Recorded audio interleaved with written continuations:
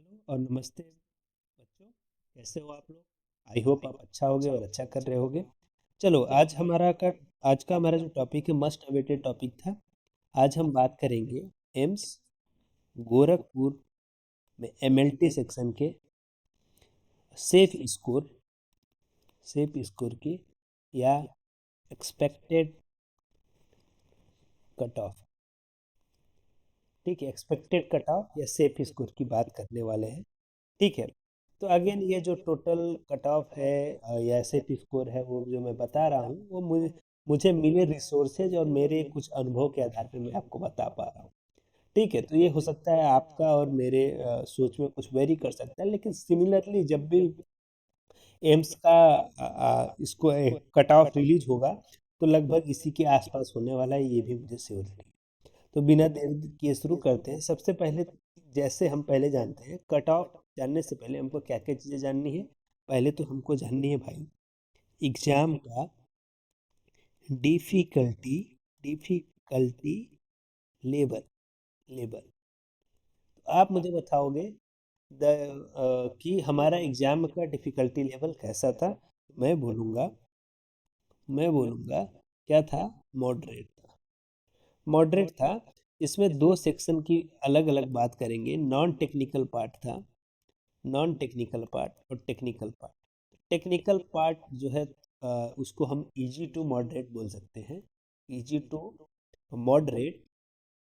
और जो non technical part था वो moderate to moderate to tough था। ठीक है। तो जिन बच्चों का ये नॉन टेक्निकल पोर्शन अच्छा हुआ होगा, उनके मार्क्स ज़्यादा आएंगे, याद रखिएगा। ठीक है। तो मार्क डिसाइडर की बात करते हैं। मार्क डिसाइडर, या फिर इसे आप रैंक डिसाइडर भी बोल सकते हो। ठीक है। तो मार्क मार्क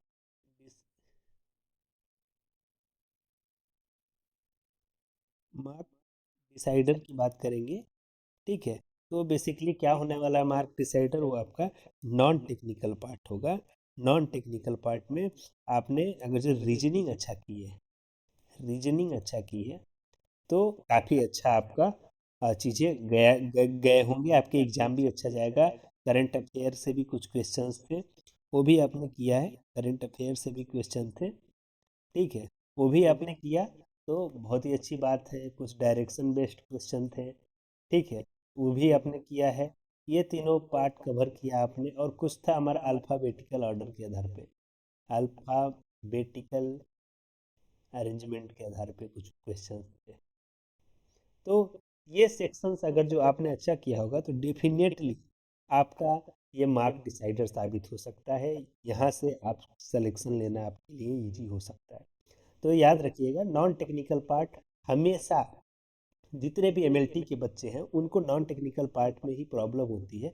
और जिसका अच्छा होता है वही क्या करता है, रैंक लेके जाता है। अच्छा रैंक उसी का ही आता है। समझ में आ गया? अब आते हैं टेक्निकल पोर्शन की बात करेंगे। तो टेक्निकल पोर्शन में ज़्यादातर fluid analysis.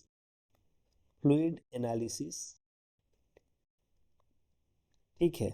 Microbes microbiology microbiology और बायोकेमिस्ट्री, इनसे ज़्यादा क्वेश्चन था। ठीक है, मतलब ज़्यादातर रेफरेंस रेंजेस वगैरह एनालाइट्स के पूछे गए थे। ठीक है। तो अगर जो, हालांकि इसका वीडियो मैं ऑलरेडी दे चुका हूँ आंसर की का, तो लगभग वहाँ भी जाके आप समझ सकते हैं क्या क्या चीज़ें आई गई थी। इनमें इन सारे कुछ मेजर टॉपिक्स को आपने अच्छे से कवर किया होगा, तो अगेन आपका नॉन टेक्निकल के साथ ये पोर्शन भी अच्छा हुआ है। तो आपका स्कोर कार्ड बहुत ही अच्छा आने वाला है। आपका कट ऑफ में अच्छे से आप कट ऑफ को पार कर सकते हो। चलो, अब ये सेक्शन को जानना जरूरी था, एग्जाम का डिफिकल्टी लेवल को जानना जरूरी था। तो हमने जाना कि मॉडरेट टू हाई या फिर मॉडरेट टू टफ था हमारा क्या, हमारा टेक्निकल नॉन टेक्निकल पार्ट। जो टेक्निकल पार्ट था वो इजी टू मॉडरेट था। ठीक है। तो आप समझिए इसी तरह से कि एग्जाम जो हमारा कट ऑफ होगा वो अगेन किस मैटर पे डिपेंड करता है, नंबर ऑफ पोस्ट के आधार पे भी करता है। तो number of post almost 63 post है मे बी, ठीक है, इसको टू बी करेक्ट देख लीजिएगा। अगेन इसमें कैटेगरी वाइज वगैरह भी है, तो वो भी आप अलग से देख लीजिएगा। मैं मोटा मोटी अनरिजर्व्ड का लगभग बता रहा हूँ, इससे आपको भी आइडिया मिल जाए। तो 63 पोस्ट लगभग इसमें थे।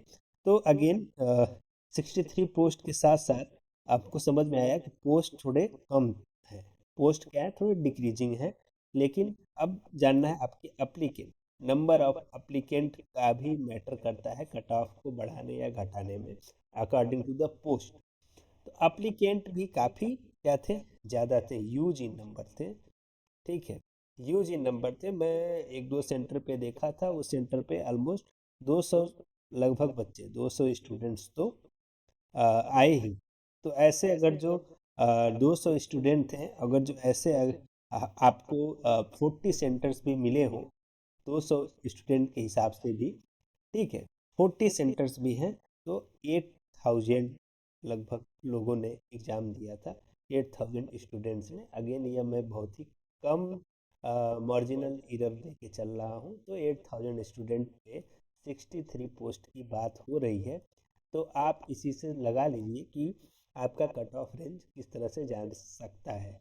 अब आ जाते हैं क्या क्या चीज़ें डिस्कस करी बेटा हमने। एक तो पोस्ट जान लिया, वो थोड़ा सा डिक्रीजिंग था। नंबर ऑफ एप्लीकेंट ज़्यादा थे, ये नहीं बोल सकते एमसीआरई से ज़्यादा थे, एमसीआरई से कम है, लेकिन अगेन ठीक है, इंक्रीजिंग है, ठीक है, इंक्रीज्ड है। और क्या क्या है, एग्ज़ाम का लेवल जानना है, एग्ज़ाम का लेवल कैसा था, वो कैसा था। तो हमारा एग्ज़ाम का लेवल था मॉडरेट, मॉडरेट, मॉडरेट, ठीक है, एग्ज़ाम लेवल कैसा था, मॉडरेट था, ठीक है। ये तीन चीज़ों को ध्यान में रखते हुए अब हम चलते हैं अपने कट ऑफ के ऊपर। आप बोलोगे वीडियो को एक्सटेंड किए जा रहे हो, तो ये चीज़ें समझना बहुत ज़रूरी है बच्चे, तभी आप समझोगे ये कट ऑफ के बारे में। तो सर अब मैं आपको कट ऑफ के बारे में बताऊं, तो कट ऑफ देखो बेसिकली हमारा जो मैंने एस्टिमेट किया और कुछ सर्विस के आधार पे मुझे पता चला 310 to 330 हमारा सेफ स्कोर होगा for the general category, safe score for the general category 310 से 330 मार्क, ठीक है, सेफ स्कोर है ये, ठीक है। इसके बीच लाते हो तो ऑलमोस्ट आप बोल सकते हो कि आप ज्वाइन करने के लिए डॉक्यूमेंट सारे रेडी रखिए, ठीक है। ये हमारा अनरिजर्व्ड का था। तो अब चलिए कैटेगरी वाइज देख लेते हैं। अब अनरिजर्व्ड को देख लिया हमने 310 प्लस, ठीक है, या 310 और 330 का जो भी मैंने दो आंकड़े दिए उनके बीच में हो सकता है। अब अनरिजर्व्ड के बाद से हमारा आता है ओबीसी कैटेगरी। तो ओबीसी में जो मार्क्स होगा वो ऑलमोस्ट 295 बोल सकते हो आप, 295 इज सेफ स्कोर, अदरवाइज यह 305 भी हो सकता है, डिपेंडिंग ऑन द फ्लेक्स, ये रिफ्लेक्स कर सकता है इसकी बीच में आप पाए हो तो ये सेफ स्कोर बोला जा सकता है। अब आता है एससी और एसटी के कैंडिडेट्स का बारी। तो इसमें जो है कि ऑलमोस्ट अगर जो आपने वन 210 मार्क्स, 210 मार्क, ठीक है, अगर जो आपने 210 मार्क लाया है तो 210, तो आपके लिए आगे यह सेफ स्कोर होगा, ठीक है। अब आ जाते हैं हम लोग ईडब्ल्यूएस के ऊपर, ईडब्ल्यूएस के ऊपर, ईडब्ल्यूएस में भी 240 प्लस मार्क है। तो अगेन आप सेफ स्कोर में हो सकते हो, लेकिन ये भी अभी अनडिफाइंड है, नंबर ऑफ कितने पीपल ने इसमें अप्लाई किया है कितने नहीं, वो हम बोल नहीं सकते, ठीक है। तो ये मेरा पर्सनल रिव्यू था, आपका रिव्यू अलग हो सकता है, आपका सर्वे अलग हो सकता है। आप इस बात से सहमत हो तो कमेंट बॉक्स में ज़रूर बताइए। ऑलरेडी मैंने MC4 का भी कट ऑफ बताया था, जो कट ऑफ बताया था सिमिलरली उसी के आसपास जो है कि वो फाइनल कट ऑफ भी मिला था। और मास्टर क्लास में भी मैं आपको बता दूं कि मैंने एम्स गोरखपुर के लिए हमारा चैनल ने क्या किया था, MLT का मास्टर क्लास लॉन्च करा था। और आप यकीनन जाके देखिएगा हमारे मास्टर क्लास में क्या क्या किए गए थे, बहुत सारे वन लाइनर के बारे में डिस्कस किया था, वन लाइनर के बारे में। और इसमें से मैक्सिमम हमारे जो 60% टेक्निकल पोर्शन को हमने इसमें कवर किया था। सिर्फ 7 या 8 क्लासेस किए थे। 60% से ज़्यादा टेक्निकल पोर्शन को हमने एम्स गोरखपुर का जो भी एग्ज़ाम आया था वो हमारा MLT मास्टर क्लास में कवर किया गया है। तो again thank you for watching this video. Thank you. ठीक है, कीप वॉचिंग एंड सीखते रहिए। आगे हम लोग और एम्स CRE के लिए भी तैयारी के लिए मैं आपके लिए कंटेंट लेके आने वाला हूँ। और यकीनन यह बहुत ही नॉमिनल प्राइसेस पे होगा। आप जुड़ना चाहते हैं तो ज़रूर जुड़िए। हमारा कॉन्टैक्ट नंबर है 7460981267।